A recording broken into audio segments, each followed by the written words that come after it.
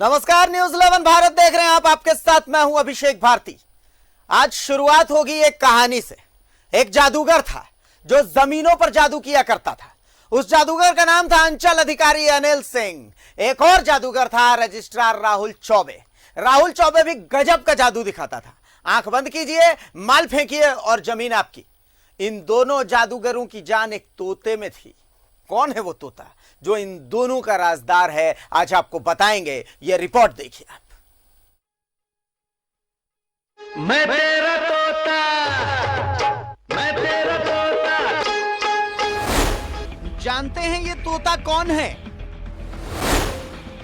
इस तोते का नाम है बबलू पाठक। ये तोता वसूली का एजेंट है। देवघर सीओ अनिल कुमार इन्हीं के फ्लैट में रहते हैं।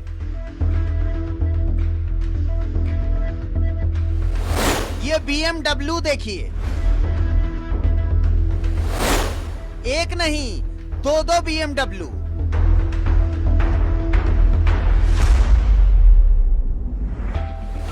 तोता BMW में उड़ता है। ये घर देखिए, ये घर तोते का है।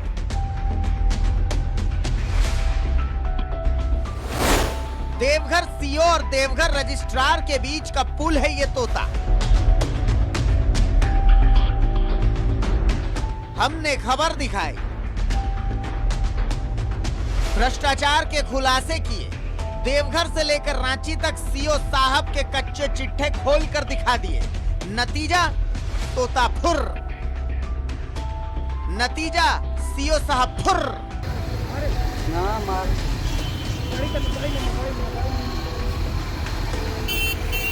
सीओ साहब ने सोचा कि वो तोते के पास गिरिडीह निकल लेंगे, किसी को कुछ थोड़ी पता चलेगा। पर ये तस्वीर देखिए,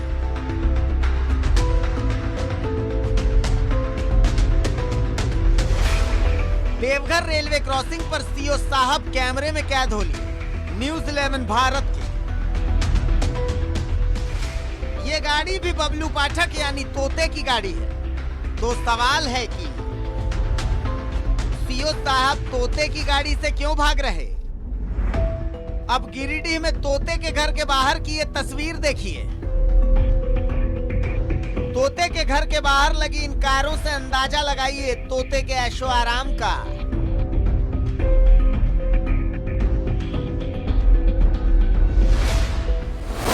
सीओ साहब क्यों भाग रहे हैं? तोते से सीओ साहब का क्या रिश्ता है? रजिस्ट्रार साहब का तोते से क्या रिश्ता है? सबके कर्मों का हिसाब होगा, सबके पाप सामने आएंगे। Bureau report, news 11 Bharat.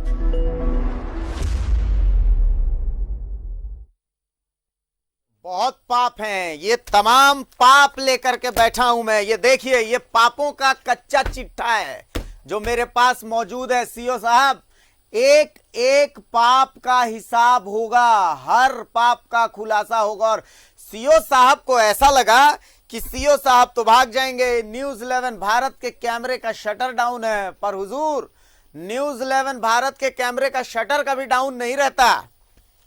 और अब जो आप देख रहे हैं, आप उसे देखिए। ये भी सीओ साहब और रजिस्ट्रार साहब की जुगलबंदी का नतीजा है। ये रांची का खेला है जो आपको हम दिखा रहे हैं। म्यूटेशन वाद संख्या 1235 का रजिस्ट्रार राहुल चौबे और सीओ अनिल कुमार। और इन दोनों का तोता कौन? इन दोनों का दलाल कौन? इन दोनों का तोता हमारे पंडित जी, हमारे पाठक जी। मनीष के पास हम चलते हैं। मनीष हमारे साथ जुड़े हुए हैं और रांची से आकाश हमारे साथ जुड़े हुए हैं। सीधा रुक करेंगे देवघर का। सबसे पहले मनीष, सीधी सी बात है, एक कहानी याद आ रही है मुझे। एक जादूगर था, लोगों पर जादू किया करता था। ऐसे ही जादूगर है हमारे अनिल सिंह जी, ऐसे ही जादूगर है हमारे राहुल चौबे जी, रजिस्ट्रार साहब। सीधा आंख बंद कीजिए, माल पहुंचा दीजिए और जमीन आपकी। जमीन कोई सी भी रहे, जमीन की नियति कोई सी भी रहे, ये एलपीसी का ऐसा चक्कर फंसाएंगे कि आपने अगर इन्हें खिला दिया तो जमीन आपकी। क्या हाईकोर्ट का आदेश, क्या सीएमओ का आदेश, सबको ठेंगा। अधिकारी हो तो ऐसा हो, रॉब हो तो ऐसा हो गुरु। मैं तो साफ बात इतना जानता हूं। और सबसे बड़ी बात है, रॉयल लाइफ देखिए, 2-2 BMW की सवारी इनके तोते करते हैं। ये खुद इनोवा लेकर के जाते हैं बाकायदा गिरिडीह, और सोचते हैं कि न्यूज 11 भारत को तो कुछ पता नहीं चलेगा, और न्यूज 11 वो बाकायदा तस्वीरें कैद हो जाती हैं। और जब उस इनोवा नंबर की वो जो गाड़ी है JH11B3369, इस गाड़ी का अगर इतिहास भूगोल खंगालिए तो ये तो पंडित जी की गाड़ी निकल जाती है। अब सीओ साहब और पंडित जी के बीच का जो कनेक्शन है, ये जो फ्रीक्वेंसी मैच कर रही है, तो यहीं से तो ये समझ में आ जाती है। बाकी बातें आप बताएं मनीष। तो अभिषेक देखिए, आज जब न्यूजीलैंड टीम की जब पहुंची उस अपार्टमेंट में जहां पर सीओ रहते हैं, तो शुरू में जो पार्किंग में जब कवरेज किया जा रहा था तो वहाँ स्वीपर था, उसने भी माना कि ये जो BMW है वो पाठक जी का BMW है। दूसरी बात की इसी अपार्टमेंट में दोनों रहते हैं, उसने ये भी कहा। हालांकि जब दूसरी बार जब टीम वहाँ पहुंची तो जो गार्ड थे, जिस तरह का व्यवहार उन्होंने किया, वो ये नहीं बता रहे थे कि हाँ सीओ साहब किस बिल्डिंग में रहते हैं, किस अपार्टमेंट में, किस फ्लोर पर रहते हैं। उसके बाद हम लोगों ने काफी वहाँ कोशिश की, ऊपर जाने पर एक महिला मिली, हम लोगों ने एक रैंडमली एक फ्लैट में नॉक किया, एक महिला ने की, महिला ने कहा कि नहीं, बिना पूछे गार्ड से आप ऊपर नहीं आ सकते हैं, वो कहाँ रहते हैं हम नहीं बताएंगे। तो जाहिर सी बात है, फिर हम लोग नीचे आए फिर हम लोग पूछताछ की, लेकिन गार्ड नहीं बताया। लेकिन हमारी जो टीम थी, उस टीम ने किसी न किसी तरह से इस बात को हम लोगों ने जानकारी ले ली कि 504 और 403 जो नंबर है इन्हीं दोनों में। और आपको बता दें कि जो ये दोनों फ्लैट है वो बबलू पाठक के ही नाम से है, उन्हीं के नाम, एक उनका और उनके एक पत्नी का है। तो हम कह सकते हैं कि सीओ साहब सरकारी आवास में नहीं बल्कि वो उनके तोता जो है उनके आवास में रहते हैं। और कहा जाता है कि ऑफिस भी वहीं से चलती है। बहुत सारे कैमरे आपको दिखेंगे उनके दरवाजे के ऊपर में, यानी कौन आ रहा है उन पे नजर रखने के लिए। हमारी भी तस्वीर आज वहां ली गई होगी, निश्चित तौर पर उनके डीवीआर में दिखाई होगी, हम लोग देखे होंगे, हमारी टीम देखी होगी। तो ये तोता है। दूसरी चीज, जिस गाड़ी से वो जा रहे थे जो कि नावाडी के पास देखा गया, जैसा कि आपने ही बताया कि जब उसे ऐप पे देखेंगे, परिवहन विभाग के ऐप पे, तो वो भी निकलेगा उनकी ही गाड़ी है। और ये सब लोगों ने कहा, जो जानकार है उन्होंने बताया कि ये चीज है। तो निश्चित तौर पर लोग देवघर वासी इस बात का चर्चा कर रहे थे कि भाई ये BMW पे बड़ा अचानक से 2-2 BMW कैसे, और उस फ्लैट में कैसे रहे। तो निश्चित तौर पे जो ये कनेक्शन सबसे ज्यादा दुख कहीं और सबसे आपने कहा कि रजिस्ट्रार भी है। सबसे ज्यादा दुख कब होता है मनीष, मैं बताता हूं सबसे ज्यादा दुख कब होता है। आपको भी ये दुख होता होगा और मुझे भी ये दुख होता है। मैं आपको बता रहा हूं कि सबसे ज्यादा दुख कब होता है। सबसे ज्यादा दुख कब तब होता है जब पूरे दिन शरीर तोड़ देने वाली मेहनत करने के बाद आप रात में ठंड से बाइक में घर जाते हैं, तो आराम से आप बाइक में घर जाते हैं ठंड में, और ऐसे लोग जब बेईमानी करके और 2-2 BMW की सवारी करते हैं तो भगवान कसम दिल बड़ा दुखता है मनीष। सच बता रहा हूं, दिल की बात बता रहा हूं और ऑन एयर बैठ के बता रहा हूं आपको मनीष। बिल्कुल अभिषेक, लोग भी, देवघर के लोग भी इसी बात को समझ रहे हैं कि जब उनकी जमीन है, खानदानी जमीन है, उस जमीन का उनका मिल्कियत है, वो अपनी जमीन को अपने बच्चों की पढ़ाई लिखाई, बेटी की शादी, या फिर घर का परिवार का कोई सदस्य बीमार होता है तो उसको वो हटा करके बेच के अपनी आगे की जो काम है वो पूरा करते हैं। लेकिन जब उसी बेचने जब चलते हैं तो उनको LPC का चक्कर लगता है, और उस चक्कर में इतने पीसते हैं कि यहाँ से लेकर के अगर माननीय कोर्ट तक भी पहुंच जाते हैं, वहां से माननीय कोर्ट भी अगर उनके फेवर में निर्देश आदेश दे देते हैं तो भी ये जो अधिकारी हैं, सीओ जो है, जो अंचल कार्यालय है, वो उस कागज को अपने नीचे बैठ करके दबा देते हैं। और कई महीने, आज एक इसी तरह से एक पीड़ित ने फोन करके कहा कि मैं उस दिन फोन लगाया था, फोन नहीं लगी। उन्होंने बताई अपनी दुखदाई, हालांकि वो मंगलवार के दिन, सोमवार के दिन वो कागज के साथ खड़े होंगे। उन्होंने कहा है कि मेरे पास सारे डॉक्यूमेंट्स है। एक नहीं कई लोग ऐसे आते हैं जो इस बात को कहते हैं। और सबसे बड़ी बात है कि LPC का जो इन्होंने चक्कर लगाया है उसमें देवघर की जनता बिल्कुल पिस रही है, और इनके आने के बाद से ये ज्यादा हो गया है। कल भी जो हमारे साथ उद्योगपति खड़े थे परसों रोज, वो भी बेचारे थक गए थे। वो विकास का काम करना चाहते हैं, वो अपने आने वाली पीढ़ी के लिए उद्योग लगाना चाहते हैं, चाहे अपने बेटे के लिए या फिर देवघर के आने वाली पीढ़ी के लिए।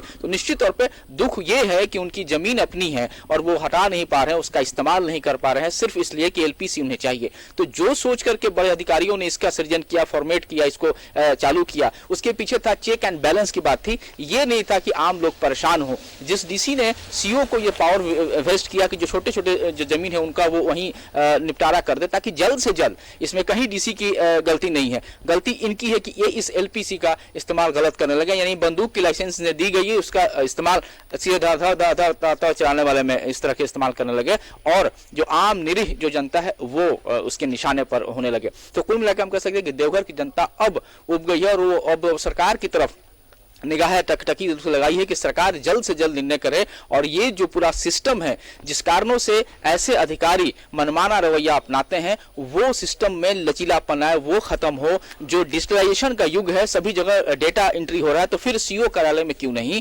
उनकी जो जमीन है उनको डिजिटलाइज किया जाए ताकि सभी जगह डेटा उपलब्ध हो, कहीं इस तरह का कहीं पेच ना हो, किसी को कहीं दौड़ना नहीं पड़े। तो आज देवघर के लोग अब सरकार की ओर नजर लगाए हैं कि सरकार इस पर फैसला करे, जल्द से जल्द लचीलापन आए। सबसे बड़ी दुख की बात यह है कि सीओ यहां नहीं, सरकारें बदल गई, तख्त बदल गया, सब कुछ बदल गया। अगर कुछ नहीं बदला तो देवघर का जो लचीलापन, जो एलपीसी को लेकर जो दुख है लोगों का, यहाँ जो दर्द है, उसका कोई बदलाव अभी तक नहीं आया। बिल्कुल सही बात है मनीष, बिल्कुल सही बात है कि सरकारें बदल गई लेकिन सीओ साहब वही हैं। और सीओ साहब को एक और बात मैं बताना चाहूंगा कि सीओ साहब, आपने किसे किसे धोखा दिया है, आपने किसे किसे पीटा है, कौन कौन से अंचल में आपने किन किन महिलाओं को प्रताड़ित किया है, तमाम सबूत लेकर के बैठा हूं। एक एक करके वो सबूत भी खुलेंगे और आपका आपके तोते से क्या रिश्ता है, इस रिश्ते के बारे में भी बातचीत होगी, इसके बारे में भी चर्चा करेंगे। मनीष, मैं आपको बता दूं कि कई अंचलों में सीओ साहब जब हमारे मौजूद थे तो इन्होंने कई महिलाओं को मारपीट के उनके हाथ पैर तोड़ दिए हैं। इसके भी एविडेंस है हमारे पास, इसके भी एविडेंस है हमारे पास। और एविडेंस इसका भी है कि जमीन का खेला इन्होंने कैसे किया है। अभी हम जैसा कि अभी एक ग्राफिक्स के माध्यम से दिखा रहे थे कि रांची के हेसल मौजा और हेहल अंचल की कहानी कि वहां पर किस तरीके से इन्होंने जमीन का खेल किया है। तो ऐसे ही कई जमीन के खेल हैं। और सबसे बड़ी बात है कि सीओ साहब अगर पाक साफ हैं, सीओ साहब अगर कुछ कहना चाहते हैं तो मैं उनका यहां बैठ करके स्वागत कर रहा हूं। वरना सीओ साहब, आपको मैं बता दूं कि आने वाले कुछ दिनों में आपको नजर आएगा कि सामने पैनल में मेरे साथ ऐसी महिलाएं बैठी हुई होंगी जो महिलाएं आपकी फजीहत कर रही होंगी, जो आपका सारा कच्चा चिट्ठा खोलेंगी। मनीष, सबसे बड़ी बात है कि एलपीसी नाम का यह हथियार देवघर के सरकारी बाबुओं को मिल चुका है। इस एलपीसी नाम के हथियार में किस तरीके से लोगों को प्रताड़ित किया जा रहा है, परेशान किया जा रहा है। एलपीसी का जो मकसद था, वो मकसद तो यह था कि भाई सरकारी जमीनों की जो बंदोबस्ती जिस तरीके से गड़बड़ कर दी जाती है सरकारी जमीनों में, उसे रोक दिया जाना। पर कहीं ना कहीं ये तो सरकारी अधिकारियों के हाथ में एक वरदान मिल गया, ये भस्मासुर वाली स्थिति हो गई है। बिल्कुल अभिषेक, चूंकि जिस डीसी ने इसमें जो बदलाव ला करके इन्होंने वेस्ट किया था सीओ के पास, उन्होंने सिर्फ इसलिए दिया था कि जो छोटे छोटे टुकड़े हैं जो जल्द से लोग बेचना चाहते हैं, समय पर उनका पैसा मिल जाए, वो उनका निपटारा वहां जल्द से जल्द हो जाए। उसमें कई प्रावधान भी है, 15 दिन का प्रावधान है, लेकिन इन्होंने इसका गलत इस्तेमाल किया। हम कह सकते हैं भस्मासुर। 2 दिन पहले भी हमने इस बात को कहा था। और एलए लैंड, जिसको कहते हैं लैंड एक्वायर्ड करके बातें, वो बड़े बड़े विभाग के लिए जो सरकारी है, जो इंडस्ट्री लगाना चाहते हैं उनके लिए, तो उसकी बैठकें नहीं हुई। तो वो बैठकें जिला स्तर पर होनी चाहिए थी। हालांकि कोरोना चल रहा है, लास्ट टाइम 6 महीना पहले ही हमारा जीपी ने कहा था, जो सरकारी वकील उन्होंने कहा था। लेकिन सबसे ज्यादा प्रताड़ित हो रहे हैं वो छोटे लोग जो अंचल अधिकारी के यहाँ जा रहे हैं। उनकी जमीने का नेचर कुछ और है, उस जमीन को कुछ और नेचर बना के बेच दिया जा रहा है। साफ तौर पे कई लोग अब आगे आ रहे हैं और कह रहे हैं कि मेरे पास डॉक्यूमेंट्री प्रूफ है कि कोर्ट ने भी हमारे पक्ष में कर दिया, उसके बाद भी ये सीओ सुनते नहीं। और सबसे बड़ी बात ये देखिए कि सीओ से ऊपर जिला में कई अधिकारी हैं, प्रमंडल स्तर पर आयुक्त हैं, कई लोग हैं, लेकिन ये किन्हीं की नहीं सुनते हैं, इन्हें किन्हीं का डर नहीं है। ये हम सीधे सीधी कर सकते हैं। लेकिन अभिषेक, अब सवाल ये उठ रहा है कि सरकार अभी तक क्यों नहीं कार्रवाई कर रही है। लोग, अब देवघर के लोग यही जानना चाहते हैं कि सरकार क्यों चुप्पी साधे हुए। कहीं ना कहीं अगर सरकार देरी करती है तो फिर यहां भी होगा justice delayed is justice denied वाली बात हो जाएगी। तो मुझे लगता है अभिषेक कि सरकार को भी आगे आना चाहिए और इस तरह से इनके ऊपर कार्रवाई से पूरी जांच हो। और जो एलपीसी जो हथियार बन गया है, जो एक तरह से अब लोगों की परेशानी का सबसे बड़ा सबब यहां बनकर निकल गया है, तो उस पर कहीं ना कहीं लचीलापन आए और उस पर एक बैठक हो। कम से कम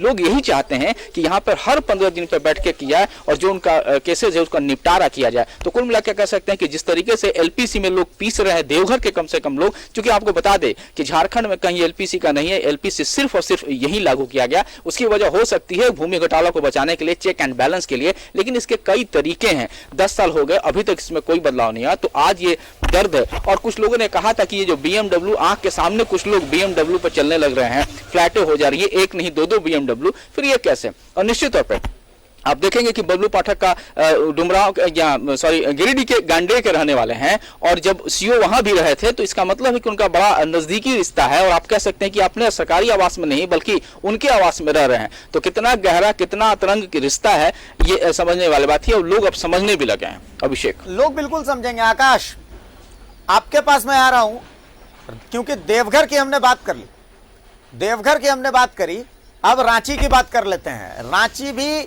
हमारे सीओ साहब के खेला से बचा हुआ नहीं है अब तक। आकाश,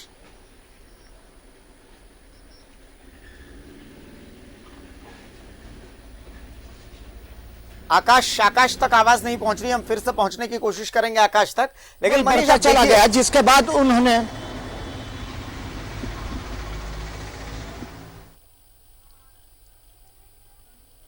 तो हम मनीष के पास एक बार फिर से मनीष के पास ही आते हैं। मनीष, देवघर तो क्या, रांची भी सीओ साहब से अछूता नहीं रहा है। जैसा कि हमने अभी दिखाया कि कई ऐसे प्लॉट हैं जिन प्लॉटों को लेकर के सीओ साहब ने अपना खेल कर दिया है, बाकायदा रांची राजधानी में भी। और सबसे बड़ी बात है कि आराम से खेला कर करके और सीओ साहब बेखौफ होकर के अभी घूम भी रहे हैं। हम तो बाकायदा सबूतों के साथ बात कर रहे हैं, लेकिन आप कॉन्फिडेंस देखिए सीओ साहब का कि सीओ साहब ने इतनी जहमत नहीं उठाई है कि वो मीडिया के सामने आकर के और क्लैरिफिकेशन दे दें कम से कम कि उन पर लगे आरोप सच हैं या झूठ हैं। कम से कम उन्हें मीडिया के सामने तो आना चाहिए, कम से कम उन्हें बोलना तो चाहिए कि हाँ भाई मुझ पर लगे आरोप झूठ है, जांच होनी चाहिए मेरे ऊपर। अगर उनके अंदर इतना कॉन्फिडेंस होता, अगर वो सही होते तो जरूर उनको ये मैं ओपन चैलेंज करता हूं कि वो आए, मैं उनको इनवाइट करता हूं कि वो आकर के इस खुले मंच से मेरे साथ बहस करें, बाकायदा सबूतों और तथ्यों के साथ बातचीत होगी। और मैं रिक्वेस्ट करता हूं सरकार से और भू राजस्व सचिव से कि सर, लोगों का बहुत भरोसा आप पर, प्लीज एक्शन लीजिए, एक्शन होना बहुत जरूरी है। और खास करके देवघर की जनता बिल्कुल त्रस्त हो गई है, हमने उनके त्रस्त होने की कहानी दिखाई है। आप अंदाजा लगाइए कि हमने जो हेल्पलाइन नंबर जारी किया है उसमें एक दिन में कम से कम 1000 मैसेजेस आ चुके हैं अब तक, और इन हजारों में हजारों अधिकारियों के बारे में शिकायत है, जिसमें कई एक तो सिर्फ देवघर अंचल अधिकारी के बारे में है। तो अंदाजा लगाइए मनीष की सरकारी सिस्टम, ये जो सिस्टम है, इस सिस्टम से लोग कितने प्रताड़ित हैं।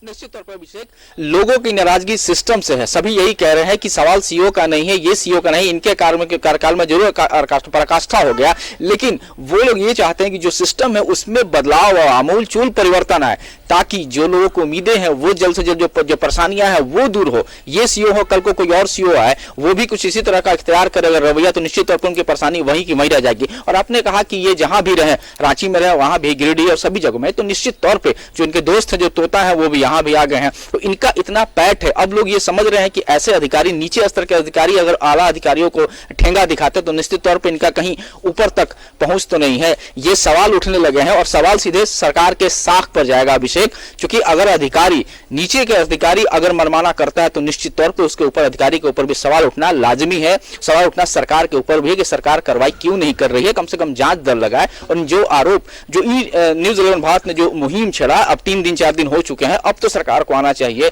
और वो आकर के इनकी जांच हो, इस पे परेशानी जो है लोगों से बातचीत हो। और हम उम्मीद करते हैं कि जिला प्रशासन, देवघर जिला प्रशासन, कम से कम जो यहाँ के गणमान्य लोग हैं, जो पॉलिटिकल पार्टी के रिप्रेजेंटेटिव हैं, जो बिल्डर्स हैं, जो जमीन के बड़े लोग हैं, जो जमींदार यहाँ के पहले के लोग, उन लोगों को बुला करके उनसे बातचीत हो, एक बैठक हो। मैं जिला अधिकारी से मैं यहाँ से अपील करूंगा कि एक बार उन सभी की बैठक हो, जिनका कम से कम हाईकोर्ट से जिनका ऑर्डर आ चुका है, जिनके पक्ष में आ चुका है, जो एलओ लैंड की जुड़ा हो चाहिए, तो उन लोगों को बैठा करके एक बार बातचीत की जाए, कहां पे टसल है, कहां देरी हो रही है। अब तो हो सकती है सारी तमाम बातें चलने लगी, एयरपोर्ट चल रहा है, एम्स का निर्माण चल रहा है, तो फिर इसकी भी बैठक होनी चाहिए। बैठक होकर के एक बार जो लोग की नाराजगी, परेशानी, उसको दूर किया जाए। नहीं तो अगर देरी होगी तो निश्चित रूप से एक बार मैं फिर कहूंगा कि justice delayed is justice denied. Abhishek, बिल्कुल। और जिस तरीके से मैं देख रहा था तस्वीरों में कि आपने बहुत कोशिश की अंचलाधिकारी को फोन पर संपर्क करने की, वो फोन रिसीव नहीं कर रहे। आप ऑफिस भी गए, ऑफिस नहीं आ रहे हैं वो। अब जब वो ऑफिस भी नहीं आ रहे हैं तो जाहिर सी बात है जितने काम है वो तो रुक गए होंगे। क्या उन्होंने अपने आला अधिकारी से छुट्टी ली है, देवघर डीसी से उन्होंने छुट्टी ली है, छुट्टी की अर्जी डाली है, या फिर बिना बताए अगर वो गुम है तो जाहिर सी बात है आप समझिए कि उनका जो दुस्साहस है वो कितना ज्यादा है। सरकार को किस हद तक वो सोचते हैं कि अपनी जेब में लेकर के चलते हैं। आप अंदाजा लगाए इस चीजों से, इन्हें इस चीज से कतई फर्क नहीं पड़ता है कि लोगों को उनसे रहने ना रहने से कितनी परेशानी हो रही है। मनीष,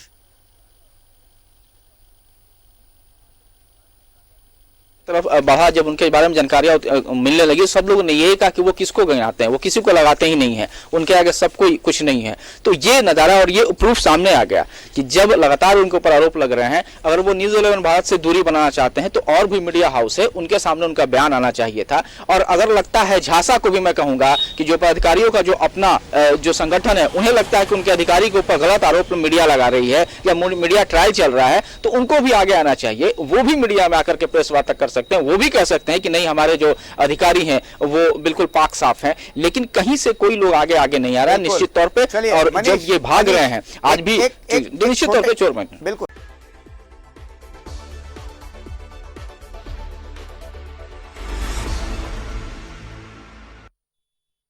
तो ब्रेक के बाद एक बार फिर स्वागत है आपका। अभी हम जो आपको दिखा रहे थे वो आपने देखा कि ये रांची का खेल था। रांची में किस तरीके से सीओ ने खेला किया हुआ है वो हम आपको दिखा रहे थे।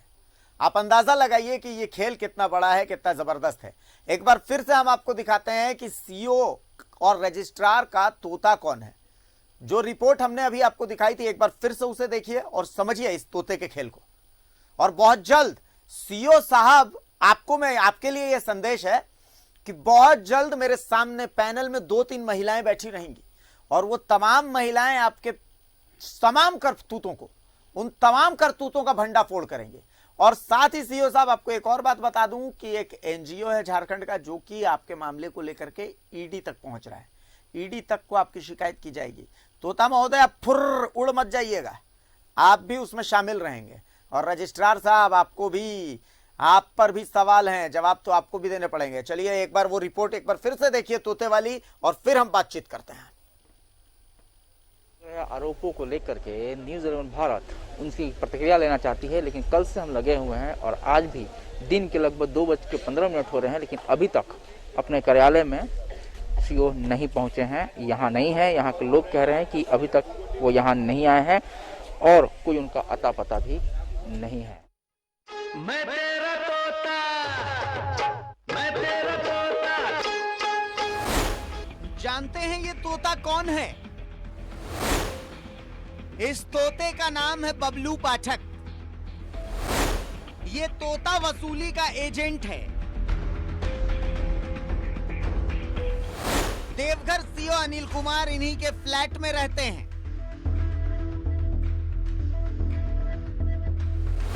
ये BMW देखिए, एक नहीं 2 BMW।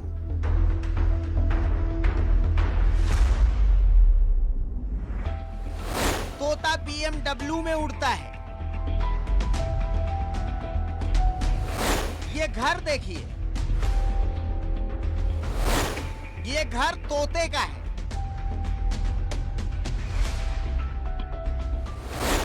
देवघर सीओ और देवघर रजिस्ट्रार के बीच का पुल है ये तोता।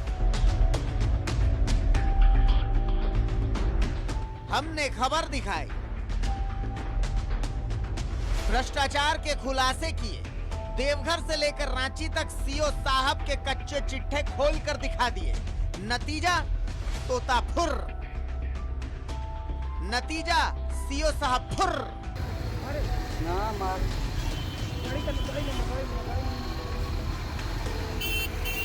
सीओ साहब ने सोचा कि वो तोते के पास गिरिडीह निकल लेंगे, किसी को कुछ थोड़ी पता चलेगा।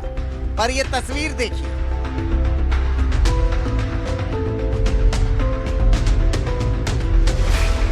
देवघर रेलवे क्रॉसिंग पर सीओ साहब कैमरे में कैद हो लिए। न्यूज़ 11 भारत की ये गाड़ी भी बबलू पाठक यानी तोते की गाड़ी है। तो सवाल है कि सीओ साहब तोते की गाड़ी से क्यों भाग रहे? अब गिरिडीह में तोते के घर के बाहर की ये तस्वीर देखिए। तोते के घर के बाहर लगी इन कारों से अंदाजा लगाइए तोते के ऐशो आराम का।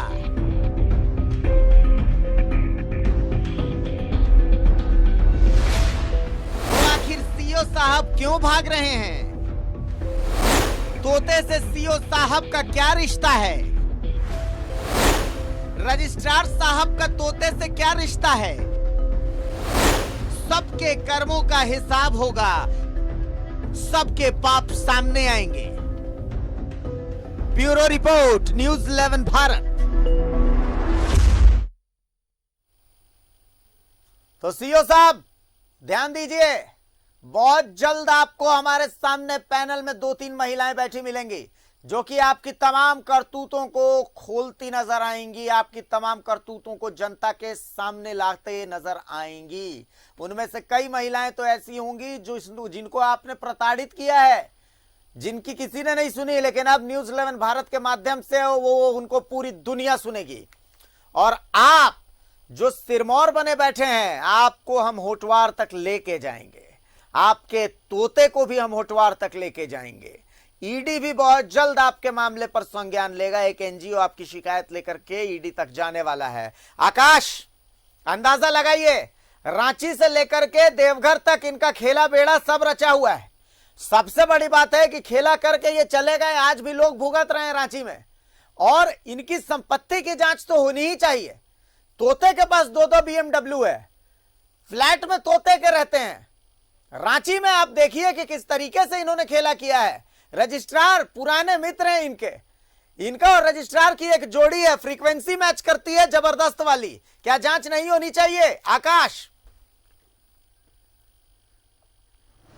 जी हाँ, देखिए रांची में सीओ रहते हैं, हाल में सीओ रहते हैं अनिल कुमार सिंह ने जिस तरह के खेल किए, जिस तरह के कारनामे किए, निश्चित तौर पर इसकी प्रॉपर जांच होनी चाहिए, क्योंकि इन्होंने हाल में सीओ रहते बहुत सारे ऐसे कारनामे किए जिनकी मार आज भी आम लोगों को झेलनी पड़ रही है। सबसे पहले मैं बता दूं कि बजरा मौजा में ही इन्होंने एक नहीं बल्कि 2 खेल किए।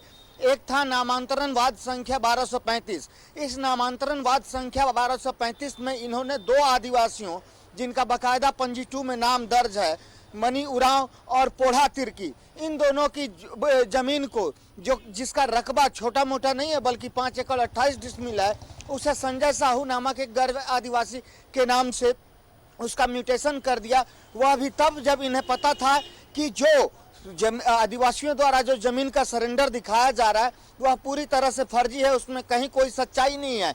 और उनके इस खेल में साथ दिया उनके रजिस्ट्रार मित्र राहुल चौबे ने, जिनसे रिपोर्ट मांगी गई कि आपके यहाँ इस जमीन से संबंधित क्या कुछ सूचना है, तो उन्होंने ये लिख करके दे दिया कि जमीन का आदिवासियों के द्वारा सरेंडर किया जा चुका है, जबकि उन्हें वहाँ लिखना था कि जमीन का निश्चित तौर पर सरेंडर दिखाया गया है, लेकिन यह संदिग्ध प्रतीत होता है। बगैर किसी जांच के इन्होंने रिपोर्ट दे दी। इसके बाद मामला कमिश्नर तक गया। कमिश्नर उस समय प्रदीप कुमार हुआ करते थे। इन्होंने बाकायदा अंचल कार्यालय का औचक निरीक्षण किया और वहाँ बहुत सारी अनियमितताएं पाई, जिसके बाद उन्होंने सीओ अनिल कुमार के विरुद्ध प्राथमिकी दर्ज करने का आदेश दिया। इतना ही नहीं, उस समय के तत्कालीन राजस्व निरीक्षक, अंचल निरीक्षक जिन्हें कहा जाता है राजेश्वर सिंह, और राजस्व कर्मचारी हुआ करते थे सरफराज अहमद, इन दोनों को तो कमिश्नर ने अपने पावर का उपयोग करते हुए तत्काल प्रभाव से निलंबित कर दिया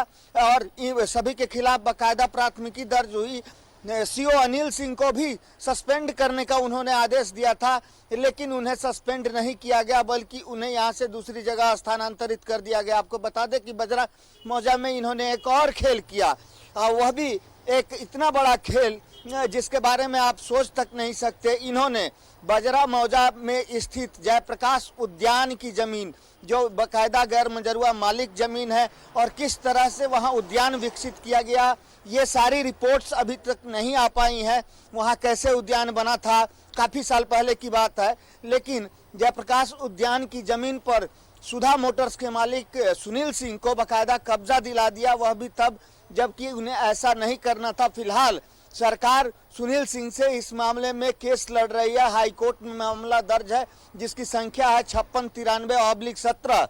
यह मामला अभी चल ही रहा है, लेकिन उस जमीन पर किसी भी प्रकार के निर्माण कार्य पर रोक लगी हुई है। जमीन 7 एकड़ और कुछ डिसमिल है, यानी कि काफी बड़ा भूभाग है, काफी बड़ा प्लॉट है, लेकिन उस जमीन पर रोक के बावजूद लगातार निर्माण के कार्य किए जा रहे हैं। इसके अलावा यदि बात करें तो एक मामला हेसल मौजा का भी है, खाता संख्या 1 का, जिसमें एक लंबी चौड़ी जमीन जो है 1 एकड़ 38 डिसमिल के करीब जमीन जो है वो लाल संजय नाथ शाहदेव के नाम कर दी, जमाबंदी उसकी कायम कर दी, जबकि यह जमीन, इस जमीन की जमाबंदी पूरी तरह गलत तरीके से की गई, फर्जी दस्तावेजों का सहारा लेकर के किया गया और इस मामले को लेकर के भी उनके विरुद्ध प्राथमिकी दर्ज की गई थी और उस समय के सीआई यानी अंचल निरीक्षक और कर्मचारी पर भी गाज गिरी थी।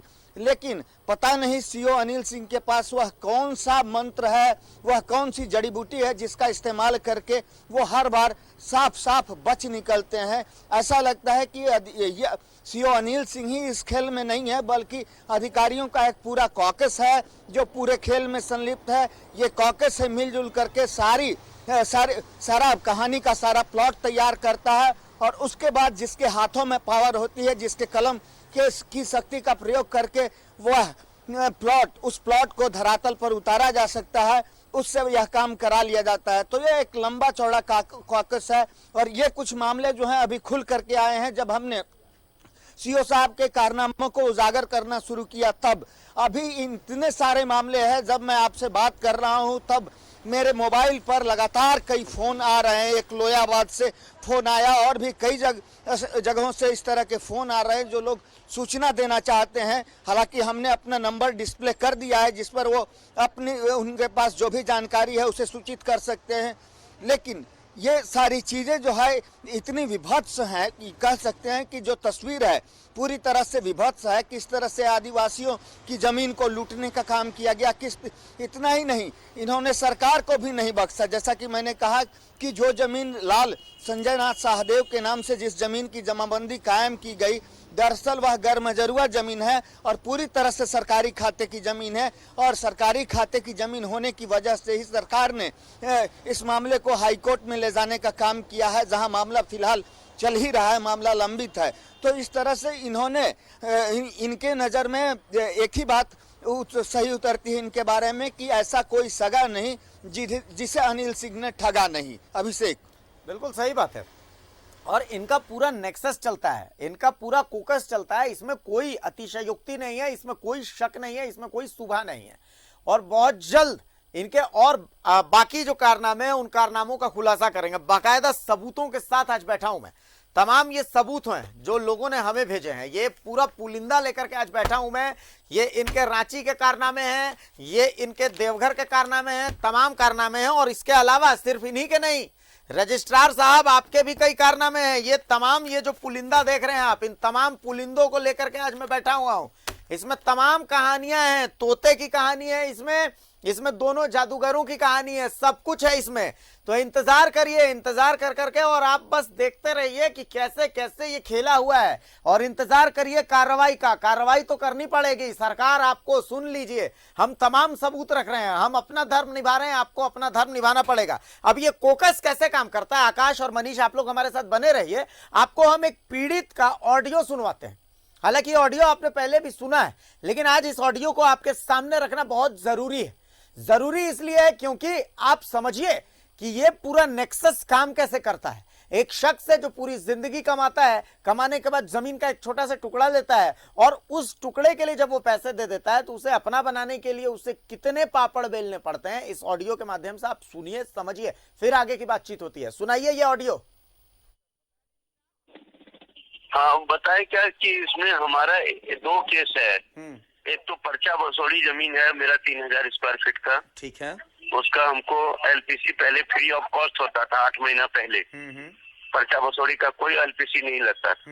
अब जो है उसकी एलपीसी लेने के लिए हम 3 बार जा चुके हैं। रामपुर मौजा में वो जमीन है, ठीक है। और वो 2 एकड़ 51 डिसमिल का एक ही मात्र पर्चा बसोड़ी जमीन है पूरा रामपुर में, जिसका एलपीसी हम मांगने के लिए गए थे। अच्छा। तो वो एलपीसी हमको रोज चला रहा है। लास्ट में 20-25 से 15 रुपया पे आके रुक गया है। अच्छा। तो 15 या 45,000 रुपया हम 3 महीना का मेरा सैलरी है वो। तो हम एक वकील के थ्रू बात हुआ था, तो हम उसको अभी डिनाई कर दिए। हम बोले नहीं, लॉकडाउन में पैसे नहीं है, हम नहीं, घर की जमीन है, मेरे चाचा से हमको हस्तांतरण लेना है। अच्छा अच्छा अच्छा। ये एक केस है, ठीक है। एक केस है, ठीक है। दूसरा केस क्या है कि 21,000 स्क्वायर फीट का एक मिनरल वाटर का प्लांट था बुलूच के रामपुर में ही, ठीक है।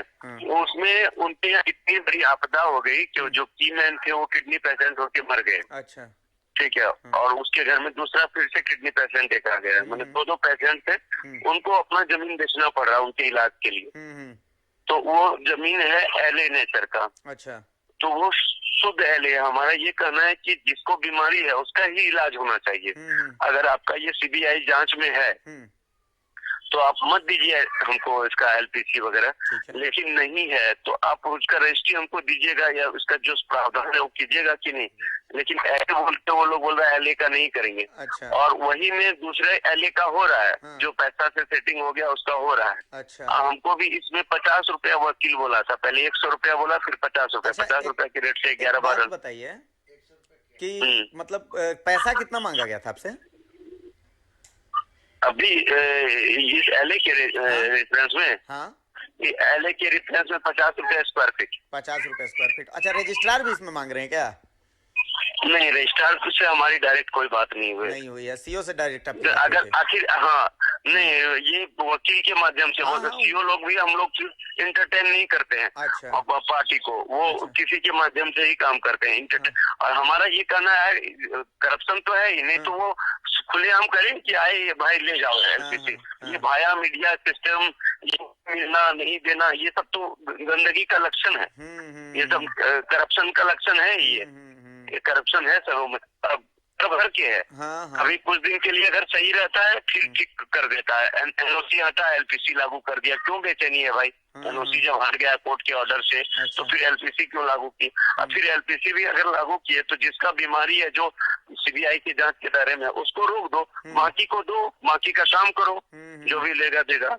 लेकिन सबने परेशानी बना के ऐसा परेशानी किया हुआ है ना कि रेडियल में जिसके जमीन बेच के बेटी की शादी करना, इलाज करना है, तो उसको मैंने माथा टेक।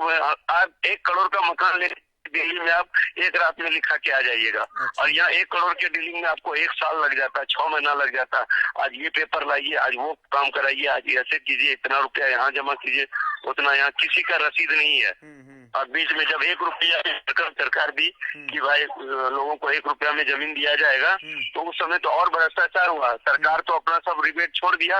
और यह सब जो बोला तुम लोग को खर्चा क्या है, उठने लगा। जब 100 रुपया की स्टाम्प पे तुमको ये हो गया वो, तो इसमें ये दो वो दो। और अब वो भी लग रहा है और ये भी लग रहा है। जमीन लेना, खरीदना, बेचना बहुत मुश्किल हो गया है। हाँ, मतलब जबरदस्ती इसको घुमा दे रहे हैं आपको, ताकि मतलब है ना।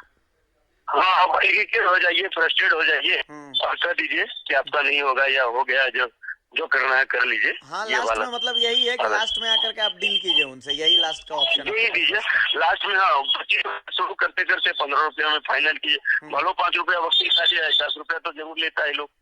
मतलब आप अफसर ले लें। हाँ, मतलब वो वकील एक दलाल का काम करता है, बीच के एजेंट का काम करता है। हाँ, वही सब वही लोग हमको जानते। अभी हम एक रिसेंट और अपना बात बताते हैं।